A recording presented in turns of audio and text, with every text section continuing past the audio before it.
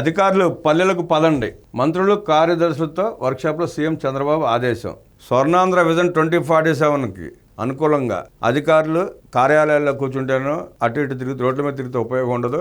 ప్రతి నెల పల్లెల్లో నిద్ర చేయండి, వారి కష్టసుఖాల్లో పాలు పంచుకోండి, వారి దగ్గర నుంచి ఫీడ్బ్యాక్ తీసుకోండి. దాన్ని మనం ఎలా అమలు చేయొచ్చో, ఏ రకంగా చేయొచ్చో వినూత్నమైన ఆలోచనలతో వచ్చి ప్రజెంటేషన్స్ ఇవ్వండి. దాన్ని బట్టి మనం ముందడుగేద్దామని చెప్పి ముఖ్యమంత్రి గారు అధికారులకు స్పష్టంగా ఆదేశించారు. ప్రజలతో మమేకమైతేనే ప్రజల కష్టసుఖాలంటే మనకు తెలుస్తాయి.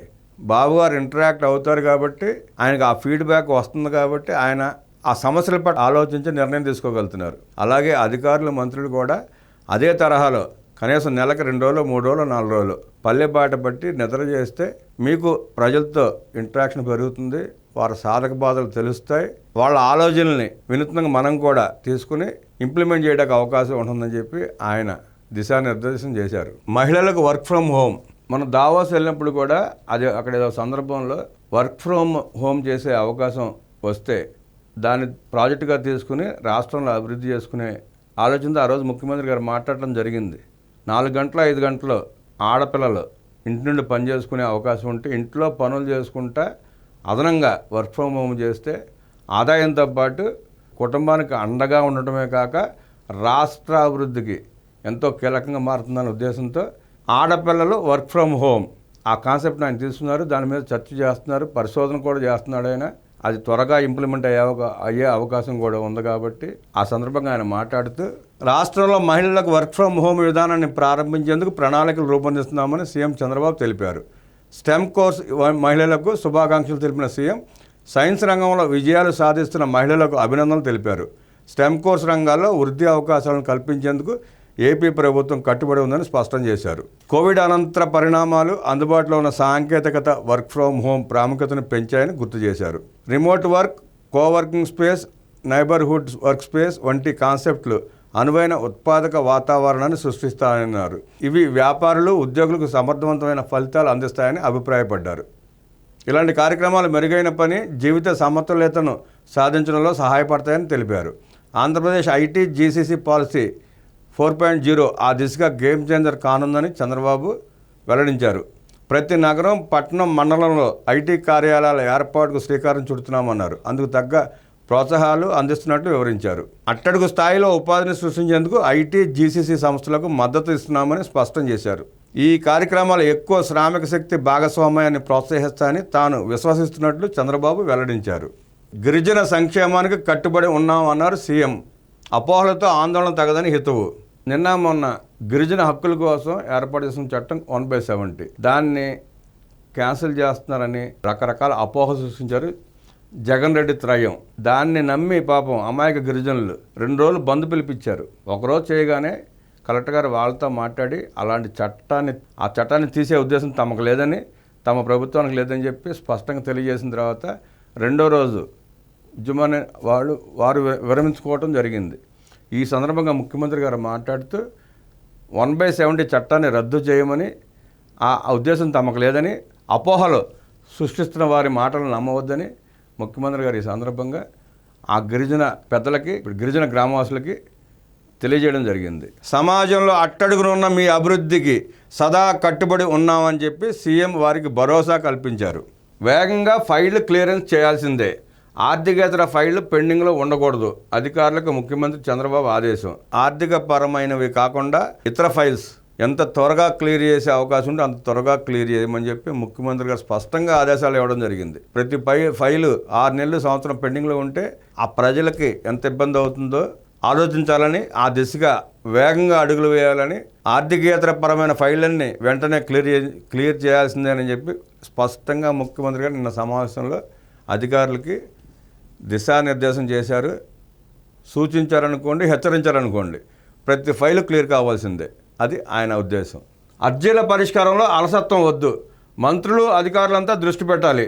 అపరిష్కృత అర్జీలు లేకుండా చూసుకోండి, అధికారులకు సీఎం చంద్రబాబు ఆదేశం. 3 జిల్లాల నుంచి అత్యధిక ఫిర్యాదులు. ప్రజల నుంచి అందిన అర్జీలు, ఫిర్యాదుల పరిష్కారంలో అధికారులు ఏమాత్రం అలసత్వం ప్రదర్శించరాదని సీఎం చంద్రబాబు నాయుడు అధికారులను ఆదేశించారు.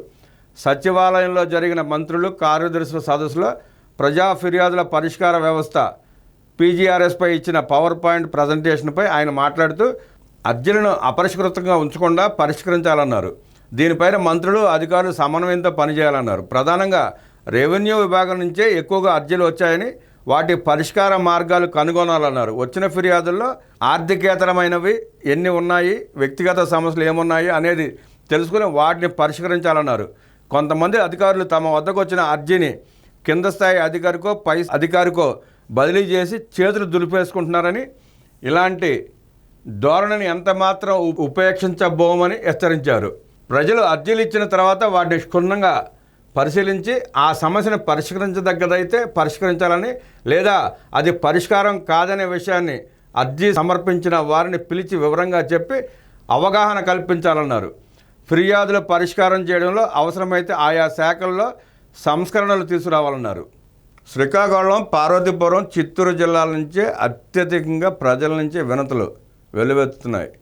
కృష్ణా, గుంటూరు కింద స్థాయిలో ఉన్నాయి. ఆ 2 జిల్లాల్లో తక్కువ ఉంటే పై 3 జిల్లాల్లో అత్యధికంగా వినతులు వెల్లువెత్తుతున్నాయి. రెవెన్యూ పరంగా చాలా ఎక్కువ వస్తున్నాయి. రెవెన్యూలో క్లియర్ చేయాల్సిన అంశాలు చాలా ఉన్నాయి. ఆర్థికపరమైనవి కాకుండా ఆర్థికేతర పరమైన ఫైల్స్ అన్నీ ఇమీడియట్గా క్లియర్ చేయమని చెప్పి ఈ సందర్భంగా ముఖ్యమంత్రి గారు అధికారులను ఆదేశించారు. వారికి దిశానిర్దేశం కూడా చేశారు. ఇప్పటివరకు మొత్తం 7,42,301 అర్జీలు వస్తే అందులో 60.7% పరిష్కారం అయ్యాయని, 38.6% పరిష్కార క్రమంలో ఉన్నాయని, 0.87% ఫిర్యాదులు సమీక్షించాల్సి ఉందని చెప్పారు. రెవెన్యూలో మోటేషన్లపైన ఎక్కువగా 94,324 ఫిర్యాదులు వచ్చాయి. తర్వాత సర్వే, సెటిల్మెంట్ అండ్ ల్యాండ్ రికార్డులకు సంబంధించి 88,758, రెవెన్యూ రికార్డుల కరెక్షన్ల కోసం 71,059, పట్టాదారు పుస్తకాల కోసం 29,948 అర్జీలు వచ్చాయని సిఎస్ విజయానంద్ ప్రజెంటేషన్లో వివరించారు. అర్జీలన్నీ రెవెన్యూ శాఖే. రెవెన్యూ శాఖలో ఉన్నంత మంది ఉద్యోగస్తులు ఏ శాఖలో కూడా ఉండరు. అయినా అక్కడ పరిష్కారం కావు. ఎందుకు కావో దేవుడు తెలియాలి. భూ కుంభకోణాల్లో వాళ్ళ పాత్రే ఉంటుంది. ప్రతి దాంట్లో వాళ్ళ పాత్ర ఎక్కువ ఉంటుంది. సమస్యలు సృష్టించేది వాళ్ళే, సమస్యలను తీర్చింది కూడా ఆ శాఖే. నకిలీ విత్తనాలపై ఉక్కుపాదం. ట్రేసబిలిటీ మరియు సర్టిఫికేషన్ పటిష్టంగా అమలు చేయండి. వ్యవసాయ శాఖ ఎక్స్-అఫిషియో స్పెషల్ సిఎస్కు సీఎం ఆదేశం. రైతులకు తీవ్ర నష్టాన్ని కలిగించే నకిలీ విత్తనాల విషయంలో కఠినంగా వ్యవహరించాలని, వాటి ట్రేసబిలిటీ మరియు సర్టిఫికేషన్ విధానాన్ని పటిష్టంగా అమలు చేయాలని ముఖ్యమంత్రి చంద్రబాబు వ్యవసాయ శాఖ అధికారులను ఆదేశించారు. నకిలీ విత్తనాల సమస్య జటిలంగా మారిందని, వాటి నియంత్రణకు పటిష్టమైన చర్యలను చేపట్టాల్సిన అవసరం ఎంతో ఉందని వ్యవసాయం మరియు పౌర సరఫరాల మంత్రులు ముఖ్యమంత్రి దృష్టికి తీసుకురాగా ఆయన తీవ్రంగా స్పందించారు. మార్కెట్లో నకిలీ విత్తనాలను విక్రయించే వారిని గుర్తించి వారి లైసెన్స్ రద్దు చేయడంతో పాటు పెద్ద మొత్తంలో జరిమానాలు విధించాలని ఆదేశించారు. ఈ ఏడాది వ్యవసాయ అనుబంధ రంగాల్లో ఇప్పటికే నిర్దేశించుకున్న 20% వృద్ధి రేటును సాధించే విధంగా ప్రణాళికాబద్ధంగా చర్యలు చేపట్టాలన్నారు. రైతులకు గరిష్ట స్థాయిలో ఆదాయం వచ్చే ఉద్యాన పంటలను పెద్ద ఎత్తున ప్రోత్సహించాలని, దేశ విదేశాల్లో ఇప్పటికే సాగు చేస్తున్న శ్రేష్టమైన పంటలను గుర్తించి వాటిని సాగు చేసే విధంగా రైతులను ప్రోత్సహించాలన్నారు. అదేవిధంగా పీడిఎస్ బియ్యం రీసైక్లింగ్ విధానాన్ని పూర్తి స్థాయిలో నియంత్రించేందుకు ప్రాధాన్యత రకాలైన ధాన్యాన్ని పండించేలా రైతులను ప్రోత్సహించాలని చెప్పి సీఎం ఆదేశించారు. అన్ని సేవలను వాట్సాప్లోనే ఆ దిశగా సత్వరం చర్యలు తీసుకోమని చెప్పి ఈ సందర్భంగా ముఖ్యమంత్రి గారు పేర్కొన్నారు. రాబోయే రోజుల్లో పనుల కోసం ప్రజలు కార్యాలయాలకు రావాల్సిన అవసరం ఉండదు. అన్ని సేవలు వాట్సాప్లోనే కల్పిస్తాం. యూజర్ ఫ్రెండ్లీగా ఉండేలా చూడండి. ప్రభుత్వ శాఖలు తమ సర్వర్ కెపాసిటీ పెంచుకోవాలి. ముఖ్యమంత్రి నారా చంద్రబాబు నాయుడు గారి సూచన. వారం రోజుల్లో వాట్సాప్ గవర్నెన్స్ ద్వారా 2.64 లక్షల లావాదేవీలు జరిగాయి. మనం కొత్తగా ప్రవేశపెట్టిన వాట్సాప్ గవర్నెన్స్ చూసాం మనం. దాని ద్వారా 2.64 లక్షల వినతులు పరిష్కారమయ్యని చెప్పి ముఖ్యమంత్రి గారు తెలియజేయడంతో పాటు అన్ని శాఖలు వాట్సాప్కు అనుసంధానం చేస్తే ప్రజలకు సత్వర ఫలితాలు అందుతాయని, వారు కార్యాలయాల చుట్టూ తిరిగే ఇబ్బంది ఉండదని చెప్పి ఆ దిశగా అధికారులు వేగవంతంగా అన్ని శాఖలని అనుసంధానం చేసి ఏ పత్రం కావాలన్నా, ప్రజలకి ఏ పత్రం కావాలన్నా వాట్సాప్ ద్వారా డౌన్లోడ్ చేసుకునే అవకాశాన్ని కల్పించాలని చెప్పి దిశానిర్దేశం చేశారు.